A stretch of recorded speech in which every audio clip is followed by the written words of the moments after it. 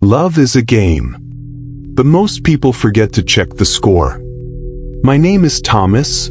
No, let's call the witness, the silent observer. Tonight's story isn't about heartbreak. It's about math. $10 million versus one night of passion. Watch what happens when a husband has to choose between his heart and his bank account. My husband, Julian, is a man of habits. Painstaking, predictable, expensive habits.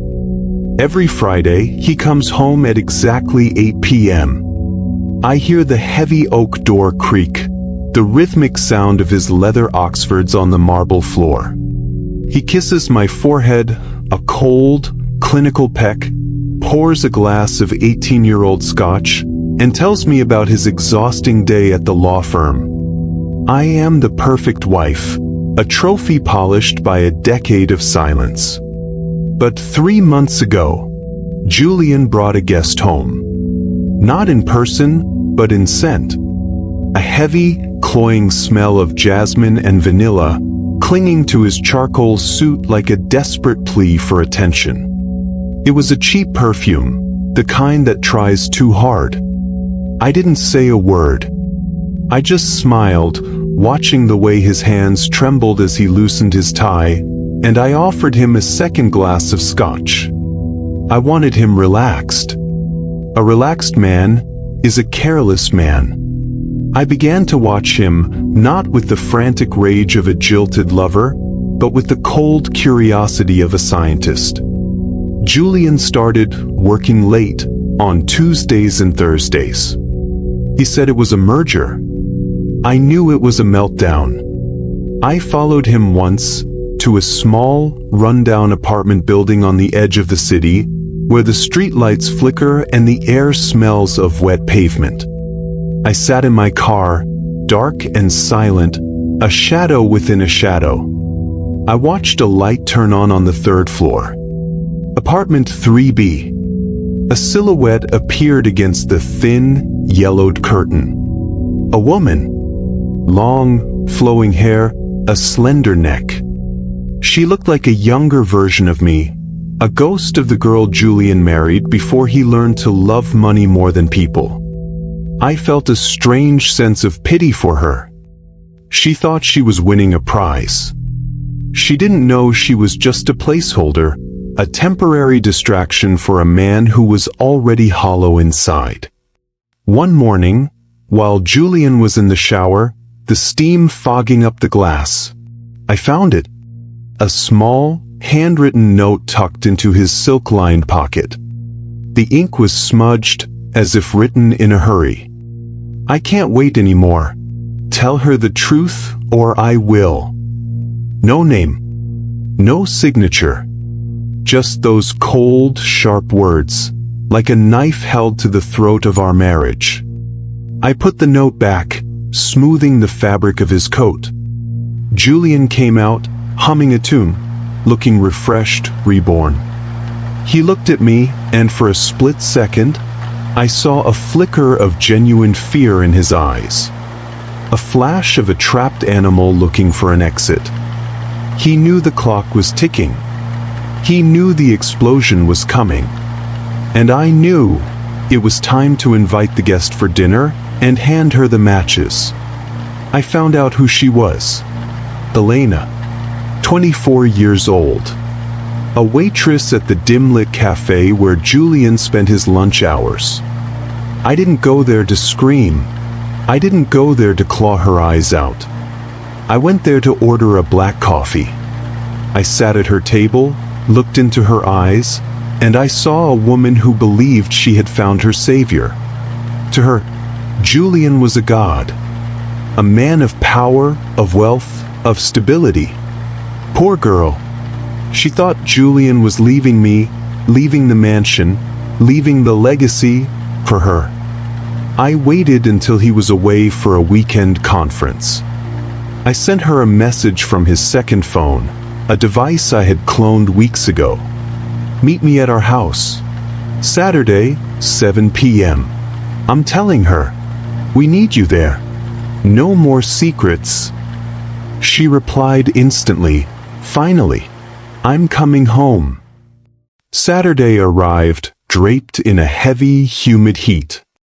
Julian returned home early, his face pale, surprised to find the table set for 3. The silver was polished, the crystal glasses sparkled like diamonds under the chandelier. "Are we having guests, Mary?" he asked, his voice tight, almost cracking. "Just an old friend, Julian," I replied, slowly lighting the tall, black candles. "A woman who's been very close to our family lately." The doorbell rang at exactly 7 p.m. The sound echoed through the house like a gunshot. Julian stood frozen, his glass of scotch halfway to his lips. I opened the door. Elena stood there, wearing a dress that cost more than her monthly rent, a look of smug triumph on her face. Until she stepped inside. Until she saw Julian's expression. It wasn't love. It was the face of a man looking at his executioner. The dinner was a masterpiece of tension. I served the lamb, rare, the red juices pooling on the white plates. Julian couldn't even hold his fork, the silver clattered against the porcelain. Elena sat in the third chair, looking at the high ceilings, the oil paintings, the wealth she thought she had already won. She kept glancing at Julian, waiting for him to take her hand, waiting for him to say the words. But Julian was staring at me. He was looking for a sign of weakness, a crack in my armor. "So, Julian," I said, the silence breaking like glass, "when were you going to tell her about the trust fund?" Elena's head snapped toward me. "The trust fund," she whispered, her voice small in the vast room. I leaned back, sipping my wine, watching the trap close.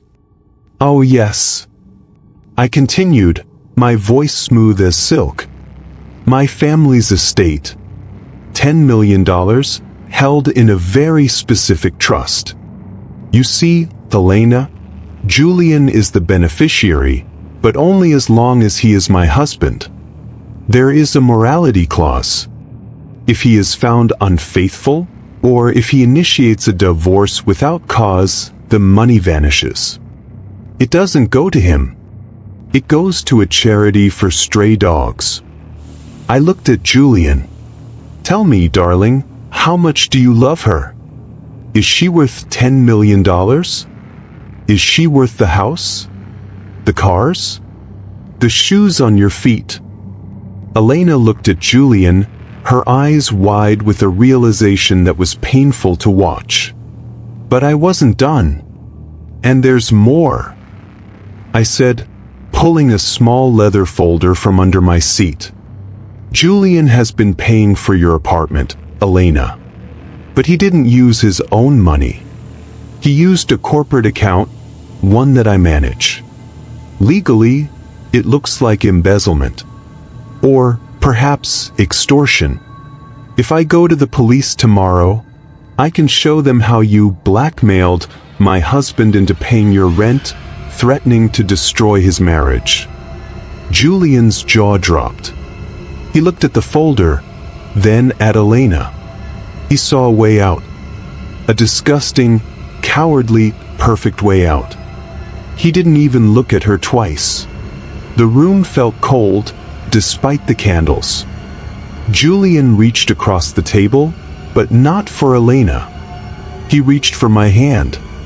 "She forced me, Mary," he whispered, his voice full of fake tears. "I was so scared of losing you, losing everything. She followed me, she said she'd tell you lies if I didn't pay."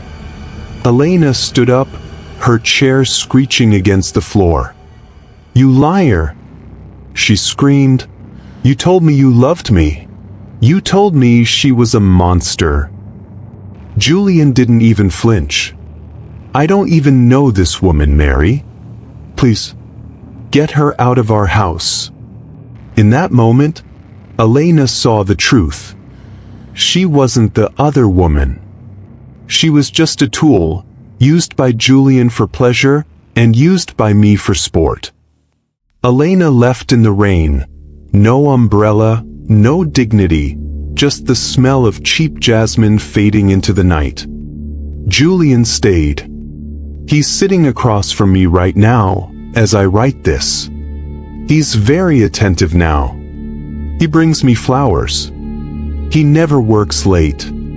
He kisses my forehead every night before we go to sleep. But sometimes, I catch him staring at the third chair at the dining table. It's empty, but it's not silent. It reminds him every day of what he almost lost, and what he will never truly have again. He's not my husband anymore. He's my prisoner. And $10 million is a very small price to pay for a pet that knows its place. Julian is still in that house, a prisoner of his own greed. But isn't that what we all are? If you enjoyed this dark dinner party, hit the like button. And tell me, would you have taken the money or the man? Subscribe for more stories where the bad guys are the only ones left. See you in the next one.